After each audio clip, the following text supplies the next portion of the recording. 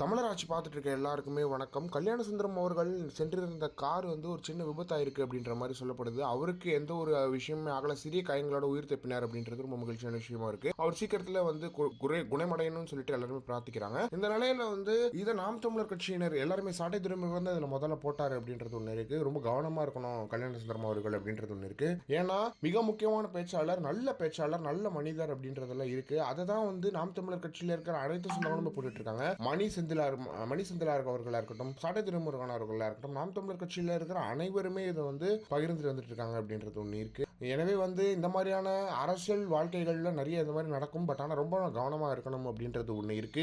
இரவு நேரங்களில் கார் ஓட்டும் போது ரொம்ப கவனமா கார் ஓட்டணும் அப்படின்றது இருக்கு. ஏன்னா எல்லா அரசியல் தலைவர்களுமே அங்க இங்கன்னு டிராவல் பண்ணிக்கிட்டே இருப்பாங்க. அவங்களுக்கு டிராவல் தான் மிக முக்கியமான வேலையா இருக்கும். எனவே எல்லாருமே கவனமா இருக்கணும். அந்த ஓட்டுநர்களா இருக்கட்டும், இல்லை அவரே ஓட்டி இருந்தா கூட அவருமே கொஞ்சம் கவனமா இருந்திருக்கணும் அப்படின்றது ஒண்ணு இருக்கு. இரவு நேரங்களில் பயணங்களை கொஞ்சம் தவிர்க்கலாம் அப்படின்றது ஒண்ணு இருக்கு. எனவே இவருக்காக வந்த நாம் தமிழர் கட்சியினர் ரொம்பவே ரொம்பவே சந்தோஷமா இருக்கு. ஏன்னா எல்லா கட்சியிலும் ரொம்ப கேவலமா போயிட்டு இருக்கு. அதுவும் தாவேகா மாதிரியான மோசமான கட்சி தமிழ்நாட்டில் இருக்கும்போது நாம் தமிழர் மாதிரியான கட்சிகளும் இருக்கு அப்படின்றது, அவங்க தமிழர்கள் அப்படின்றது அறிவுள்ளவர்கள் அப்படின்றது நாம் தமிழர் கட்சியினர் ப்ரூவ் பண்ணிட்டே வந்துட்டு இருக்காங்க அப்படின்றது ரொம்ப மகிழ்ச்சியான விஷயமா இருக்கு. எனவே மிகப்பெரிய விஷயம் இது. ஏன்னா அவங்க கட்சி விட்டு விலகிட்டாரு, பயங்கர விமர்சனம் பண்ணாரு, அதெல்லாம் தாண்டி அதெல்லாம் ஒண்ணு இல்லை, உங்களுக்கு ஒண்ணு நாங்க வருவோம் அப்படின்றத மறுபடியும் நாம் தமிழர் கட்சியினர் ப்ரூவ் பண்ணிட்டே வரது ரொம்ப மகிழ்ச்சியா இருக்கு. எனவே நாம் தமிழர் கட்சியினருக்கு மறுபடியும் நெஞ்சு நிமிர்த்தி சொல்ற மிகப்பெரிய வாழ்த்துக்களை.